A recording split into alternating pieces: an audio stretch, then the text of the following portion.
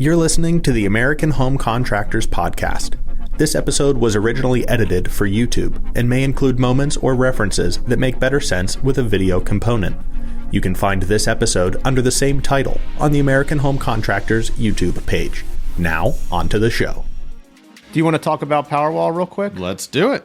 So that's another commonly asked question, how Powerwall interfaces with Solar Roof and wanting to understand the benefits. So Tesla's Solar Roof is a great product in itself. You know, just with the roof by itself, it looks beautiful, it produces clean electricity, and it'll provide power to the home. But the real magic and the real big benefit of Tesla Solar Roof is when you couple it with a Powerwall, home energy storage battery. That completely changes the product and the value proposition. It allows you to go off grid.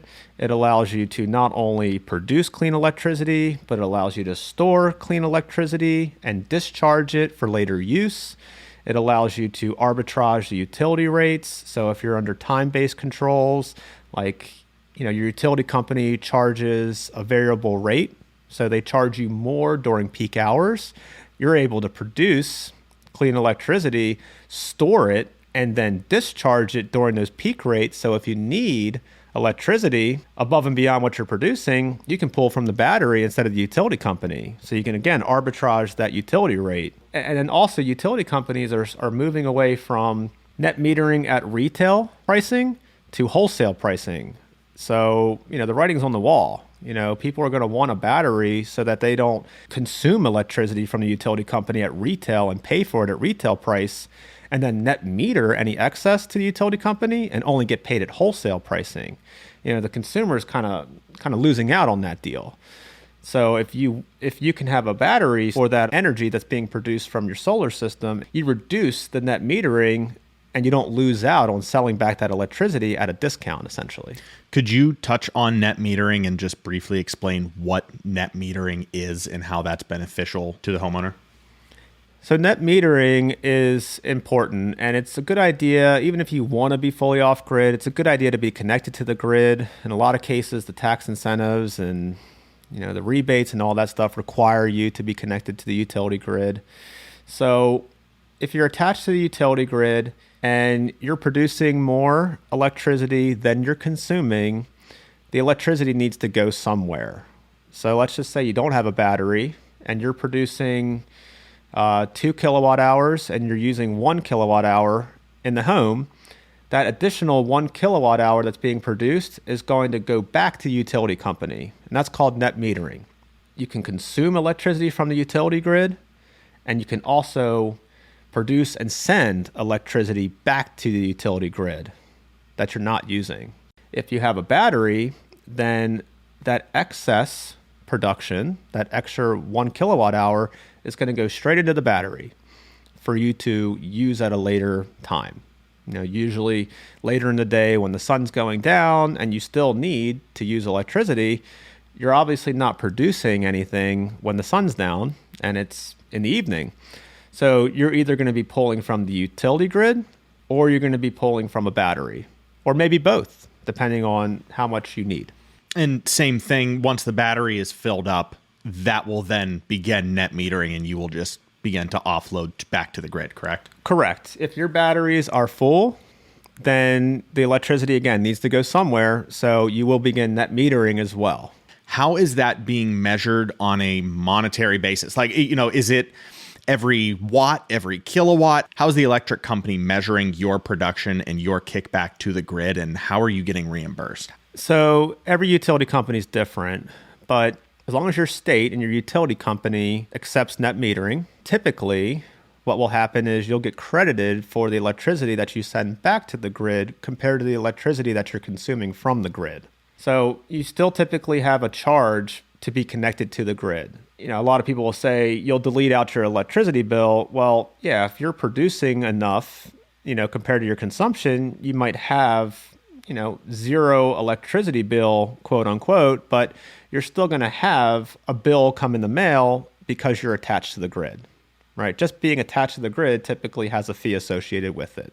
The whole thing with the utility company sending you a check, typically, again, they're in the form of credits. And most people aren't 100%, 150%, 200% offset. So most people still do have a little bit of an electricity bill from whatever they're consuming from the grid, right? Because you are going to consume from the grid something in the evening, typically, unless you have such a large system size, solar system size, and enough batteries to produce and store and discharge, and you're not even touching the grid, so to speak. But most people are still pulling from the grid in the evening. Or if it's a situation where you have a few days that are really cloudy, like today it's cloudy and it's snowing a little bit, we're pulling from the grid. We're not producing a lot of clean electricity, unfortunately, just because of the weather conditions outside. So we're pulling from the grid. That's why it is advantageous to be connected to the utility grid, even if you have a solar and battery system. Where is the best place to put your Powerwall, and where should they not be going?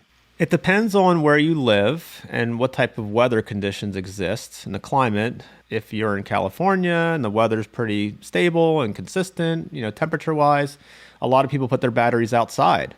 But if you're in Maryland, we get some pretty cold weather, and it's like any other battery. Batteries don't perform as well when it's cold. The electric vehicles, the batteries in the winter, your car does not go as far if it's 20 degrees outside compared to 70 degrees outside. So you want to be mindful of where you live and what the typical weather and temperature is outside. If you're in the northern climates, then you want to have your batteries inside. You can't be in a living space.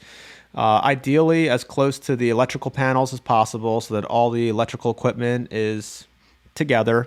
We do have some people that put the Powerwall batteries in their garages, which is cool. Looks good, especially when you hide the conduit behind the walls and, you do some drywall and paint work. Those batteries look beautiful. But most people put their Powerwall batteries in a storage room that's next to their main electrical panel. Electrical equipment is together. So it really just depends. There's a few options of where you can place the electrical equipment, but it is based on space constraints.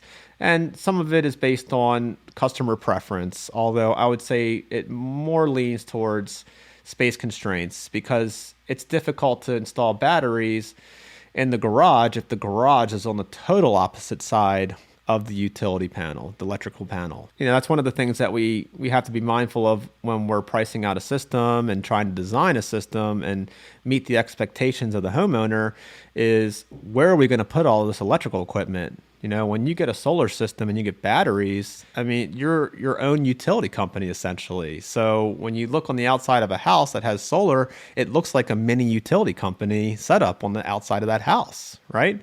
So you got to figure out where all that stuff's going to go.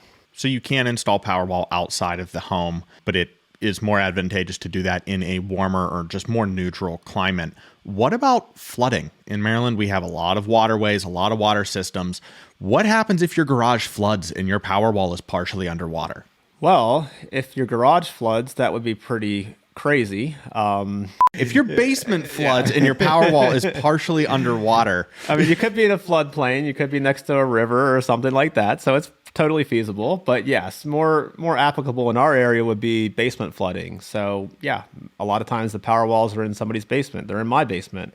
So we do have a sump pump, but sump pump stops working for whatever reason, and the basement keeps taking in water. Yeah, those Powerwalls are going to be submerged in water, but the Powerwalls can withstand that. There was a situation in Florida where I believe Kelly Roofing showed it on Twitter. They posted a situation where the homeowner had severe flooding from the hurricane that came through, and the Powerwalls were completely submerged in water. But after the storm subsided, the electricity from the roof was produced. The Powerwalls still ended up functioning fine after that event. Yep, wow. There was pictures online showing that. These Powerwall batteries are amazing. How do I know how many Powerwalls I should be installing for my roof size? Is there a tried and true, you have this many active tiles on your roof, therefore you need this many Powerwalls? Or is it kind of up to me how many batteries I put in my home? Determining the amount of Powerwalls that you need is a little bit of preference and budget, but it also comes down to a full home battery backup or partial home battery backup. I'd like to err on the side of more is better in this situation. The more batteries you can afford, the more batteries you want to get, Depending obviously on your system size. You don't want to have, maybe too many batteries based on your system size. But if you're going to do one battery, you're not going to be able to back up the entire house. It'll be a sub panel and it'll be the essential loads, maybe a refrigerator, sump pump, maybe a few outlets, stuff like that. If you want to back up an entire panel, you're going to need at least 2 Powerwall batteries, if not 3. If you're in doubt of should I get 3 or 2, I would definitely recommend getting 3 if you're on the fence. When in doubt, go for the extra Powerwall battery. You're not going to regret it. You probably will regret not getting it down the road if you suffer an outage or a storm comes through and knocks out the grid for a whole week or two. Then you're going to be 100% dependent on your own production and storage and discharging at that point. Can you add more Powerwalls retroactively after the project is completed? Say after the first year, I realize, I might want 2 more. Am I able to add those after the fact? Yes. I know from experience, I started with 1 battery, then I went up to 3 batteries, and then I went up to 5 batteries, just measuring the data over the course of a couple years. And I realized, hey, even if I'm not producing enough to justify maybe an extra battery in most cases, in a storm event, when your Powerwalls go into storm watch mode, they actually charge from the grid. And you want to have as much energy stored in those batteries as possible, because if that storm that's coming through, if it knocks out the grid and you're without power from the utility company, you will have as much power as you could afford in those batteries to live through that storm, right? Until the sun comes out eventually and continues that sustainable cycle, you're going to want as much energy stored up as possible. So that's why, again, if you're on the fence of 4 versus 5, if you can afford it, I always say go for the 5. Now, it may become complicated depending on how many electrical panels you have. If you have 2 panels and you want to set up a full backup, maybe you have 2 on one panel and 3 on the other. You may want to determine how you want those breakers to be in those panels. So if you have 1 Powerwall for 1 electrical panel, you need to make sure that your breakers aren't more than 30 amps, because 1 battery can't back up anything more than 30 amps. So you're limited. And that's why I say if you have 1 battery, typically it's for the essentials. So typically you would have a sub panel if you just have 1 battery. Or in a situation where you have 2 electrical panels, if you have 3 batteries, maybe you'll have 2 batteries tied to 1 electrical panel, and you got to switch over the breakers that are greater than 30 amps over to that panel that's being backed up by 2 Powerwalls, and then everything under 30 amps, your 15 amps, 10 amps, 20 amps, those are going to go into the panel that's being backed up by 1 Powerwall, labeled the essentials. Mm-hmm. So, it gets a little complicated when you discuss electrical loads and the panels and how many batteries you need. Again, ideally, if you can afford it, at least 2 or 3 per panel would be great, because then the full panel is going to be backed up. And again, if you're on the fence of whether you want 4 versus 5 versus 6, if you're in that situation, I always recommend going up a little bit, because during those storm watch events, you'll be charging the batteries from the grid, and you want as much energy stored as possible so that you can weather through that storm, so to speak, and you have access to tap into that electricity, especially if that storm lasts a day or 2. Is there an easy way to find a cost estimate for installing Tesla Solar Roof on my house? Yes. The easiest way to find out what a Tesla Solar Roof will cost is going through the cost calculator at AmericanHomeContractors.com. You will actually get a price, which is within, I would say, 20% accuracy. We're making a lot of assumptions with that information that you're putting into the system, but it'll get you pretty close. And we always like to start with the price, because we want to make sure people have the budget for something like this. It is a large project. It is expensive, but it's an investment. It's not a, hey, we're doing a simple roof repair, or we're doing a very basic roof that we want to last for 10 or 15 years. Like, this is a lifetime product. This is a very detailed, complicated project. It's got roofing. It's got solar. You got to really do a lot of research, and it really starts with the price and just making sure you have the budget for it.